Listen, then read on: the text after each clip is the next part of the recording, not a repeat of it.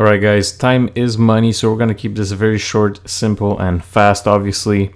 Step number 1, you're going to have to chop up that cauliflower. Now whether you're going to do it with a blender, a food processor, a knife, or your bare hands, that's up to you, but you got to make sure that cauliflower becomes really small, tiny, microscopic pieces.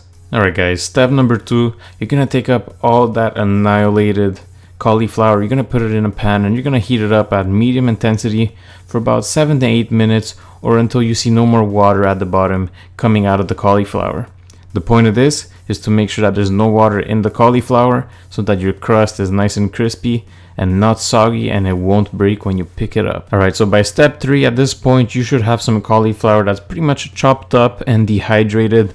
So at this point you're going to take up all your cauliflower and now listen very carefully. For every cup of cauliflower, you're going to add 1 egg white or half a serving of egg whites if you're using liquid egg whites. You're going to put that all in a bowl and mix it up. Alright, step number 4, here we're getting into some flavors, but there's also some technicality behind it. So for every cup and a half of cauliflower that you chopped up dehydrated, you're going to add half a cup of cheese. Now the cheese, guys, this is what I recommend. You could do otherwise depending on your necessity for your macronutrients for the day. I recommend finding a low fat cheese. So it's pretty much going to be all protein, and put in as much as you want since, guys, anyways, it's just protein.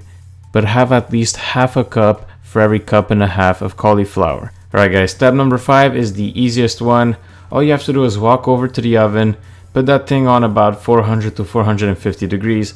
Let it heat for about 5 minutes, and while you're doing that, take your pizza tray, put some olive oil, put some non-stick cooking spray, whatever you want to put on it so that the pizza dough does not stick to it. Make sure it's everywhere, and after that, obviously it's time to put all the cauliflower, eggs, and cheese mixture on top and flatten it until you have a nice round or square or triangle, whatever formation you want, pizza dough. Make sure it's pretty thin. The thinner it is, the better. It will cook and be crispier. Alright guys, so the last part, obviously, you're going to put that pizza dough inside the oven. You're not going to add any toppings just yet. You're going to first cook it for about 20 minutes, give or take 2-3 minutes. So keep your eye on it to make sure it doesn't burn.